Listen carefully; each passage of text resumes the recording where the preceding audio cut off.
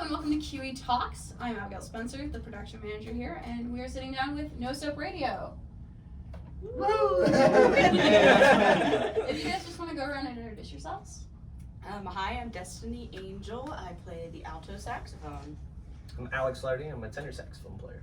I'm Bobby Metter. I play bass. I'm Orion White. I play bari sax. I'm Caden Davis. I used to play guitar for this band, and now I don't anymore. I'm Jeremiah Edmiston. I play soprano sax. Cool. So I think my first question, based on your instruments, is that you guys have a lot of brass in your band. How did that kind of come about, and how did you guys decide on that? It feels like a very non-traditional setup for a modern band. Or woodwinds, technically. I corrected myself.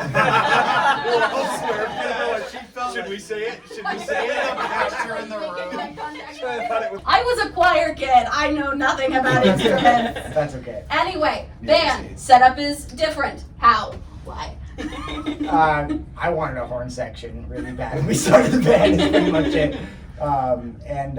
We were like, who should we gather? And he was playing a lot with Brantley at the time, our old drummer. And then we just kind of gathered some other brass players. And actually, he's the only original member of the horn section. And we had 2 brass and 2 saxes. And now we're a saxophone quartet and a rhythm section. So just we wanted to play a lot of funk music. So funk and horns go well together. Speaking of the origins of the band, how did the band really come together? And when did you all join and start playing together? Deantown is how the band started. Yeah, so my first summer that I moved up to Coeur d'Alene, Caden and I started hanging out. We went to school with each other, but we barely ever hung out. It's just how it was. And then we hung out more. Yeah, I was older. We started playing Deantown by Wolfpack, if you're familiar with that tune. We were in a jazz band together, and we decided let's take all the best players from this and make an awesome funk fusion band. And that's really how it all started. Cool. Awesome. And did you all kind of start playing in the band in this configuration around the same time? Let's see. So Jeremiah was first, and then Orion came on, and then Destiny. Did you come in at the? No, it was right after. I was subbing. You subbed. For That's a little right. bit, That's right. And then later was asked to join. And then we picked up Lardy last November. Yeah, I Was think your first Quentin and I gig with us? jumped in November last year. Yeah, we had a big reset around September of last year. Took a month hiatus. Had this new horn section, wrote some new tunes, and the direction of the band changed entirely in the best way possible, honestly. Now that Brantley's gone. He was the I hope he And now we have just a super healthy level of friendship, communication, professionalism, and all that you can ask of people. So, Awesome. yeah. Speaking of new tunes, your guys' newest album came out over the week. This weekend, what kind of came into making that all work? How did you guys think about writing that album? Someone else want? Well, the music is original, and I think most of the tunes are written by Bobby and Caden and Jeremiah. So, and are you guys the only 3 composers on that, right? Yeah. I think so. Yeah. I think so. Yeah. So everybody in the band kind of writes a little bit for everybody else, which is kind of fun. I've kind of dipped my toes in the water recently. Orion's got some for the band, and we all just share what's going on in our brain, and that's the kind of stuff that we're showcasing on the new album, which is cool. For sure. What kind of went into the decision making of how to put together the album and what went on the album versus other tracks you guys may be working on? Well, we had an EP before me and Alex joined. Me, Alex, and Quentin joined, and then we had this new batch of tunes that we were working on, and I think it was mostly just we haven't recorded these ones, and they're all our original compositions, and they're really, really neat. We want to put them out into the world. It feels mostly like when we decided this was something we were going to do, a venture we were going to go down. What were the tunes, what was the music that had been around for the longest out of this new batch, and we think best represents who we are now versus who we were. Even while recording, we were still all writing new stuff, and now we have I don't know. We got A another lot, hour yeah. of There's music. another hour, another album's worth of new stuff that you could record, right? In the amount of time it took us to record that current one, and it could theoretically just be a cycle. Like, what's going on? How refined is it? Who are we when we decide to take this snapshot of where we are? The best part about our group too is that pretty much everyone writes, and we do everything ourselves as a band. Destiny Very DIY. does a lot of our merch, all of our merch, and Quentin, our drummer, did all of the recording and all of the mastering of the album. He did it all himself. So everything's in-house, and that doesn't happen very often. But this day and age, you can do that. You know, we have recording studios in our laptop now. We bought a shirt printing, silk screening machine, and I mean, we literally do everything ourselves. And I that's, taught myself Adobe Illustrator this year, which was a huge undertaking. But I'm like, yes. And I made think the we're all album happy art, with which the- looks incredible. by It the is way. beautiful. Yeah. I've been seeing all of your guys' stuff coming up this week and like the countdown to the album, and it's all been really fun. thank you. But yeah. Yeah, speaking of the party tonight, I have kind of an out of left field question. So you guys are partnering with Irish Spikes for the party tonight. How did that come about? I will admit I saw Irish Spikes and thought it was a different band, not the hot sauce people. Why are we partnering with the hot sauce people? There was one time after work, I went to the co-op, saw Irish Spikes like just giving samples of their hot sauces, and I started talking to him and said I was a huge fan, and I had a sticker of his hot sauce on my saxophone case, blah blah blah. And then we're like, no, what would be absolutely crazy? What if we had a no soap hot sauce? So asked him, and he was ecstatic about it. Apparently, it's a thing he already does with some other bands. So we came out with the no soap hot sauce that we sell, that we'll be selling tonight. So we've had a relationship with him because of that. And then just thinking of ways how we can make this event more exciting and bigger. For tonight, we thought we'd partner with him. He's gonna do some challenges tonight. He's giving some hot sauce out for free for those challenges and just trying to make a bash of it. So what is the no soap hot sauce?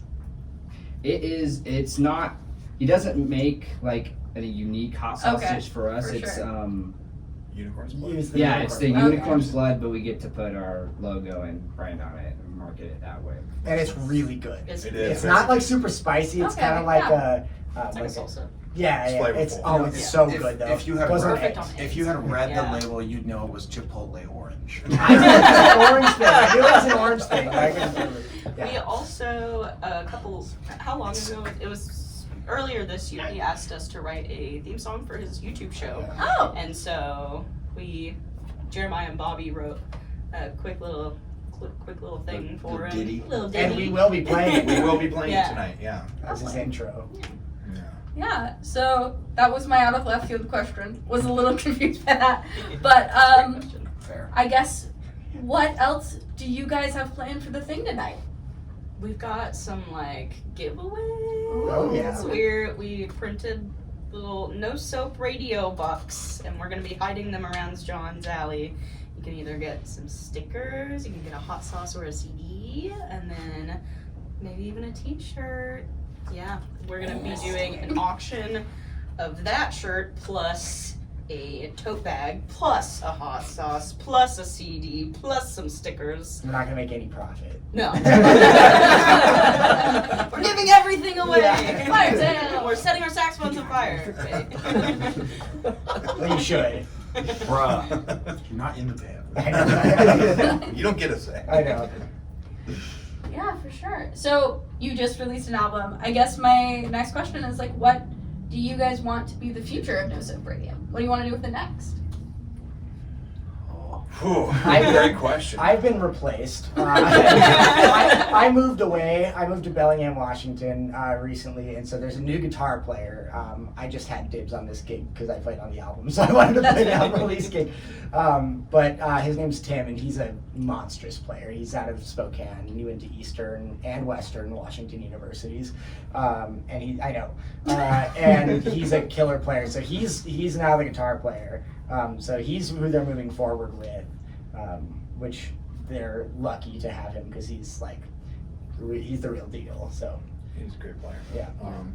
Yeah, I mean, our next step is we love this area. We grew up in this area, but it's time for us to get out probably, just because not that we've reached peak potential in this area. We could probably grow another year, but we're probably gonna head out west to a city, and most For likely sure. the Portland area, because we just need more of a scene. You know, there's For sure. I love everything around here, but there's 3 venues that we play regularly. Yeah. You know, it's the Big Dipper in Spokane, Hunga Dunga here in town, and John's Alley. As someone who covers indie music in the area, yeah. Yeah. We also, oh sorry. No, go for We it. also all live like an hour and a half away from each other. Like our rhythm section's in Coeur d'Alene, horns are in Moscow, so it makes sense that we need to be in the same area. It's gonna make things easier. Totally. What if it only became an hour away? Can you imagine what we could accomplish? So, pie in the sky, 5 years out from now, where do you guys want to be? I want to be back in the band. You shouldn't have followed your heart. True. I told you he's as toxic as the rest of us do. Man, where we are in 5 years, making a living doing this, honestly. That's where we are in 5 years. And making a living doing this and not busting everything so bad that we're just tired all the time, you know? Because, like, I love playing, I love writing. Those 2 things will always happen. But there's so much more that each of us are doing. And that's awesome, and that's great, and we're going to ride that as long as we have to. And it might be forever, honestly, because of just making a living on this in general. It's going to be tough. But, yeah, just be able to delegate and just work on the craft itself and be bringing this to people, you know, sharing our music with the world. Awesome. Not have to have day jobs. Yeah. I guess my last question, and this is a question I ask sometimes, what is something that you guys wanted to talk about in this interview I haven't touched on yet? I can make a 30-second case on why this is the coolest group I've ever been a part of. You have the floor. This ensemble is like a menagerie of like a lot of different ideas. And what? Good verbiage. I like that word. I can thank my linguist girlfriend for that. So because there's like several people who are composing for this group, and we all have different like backgrounds. So Bobby has a master's degree in classical guitar from the U of I. My degree's in trumpet performance, and Jeremiah did music ed, and we all have like different, not only like different studies, but like we all come from different backgrounds of playing music. So like a classical, I grew up playing a lot of like blues music and kind of got into progressive music.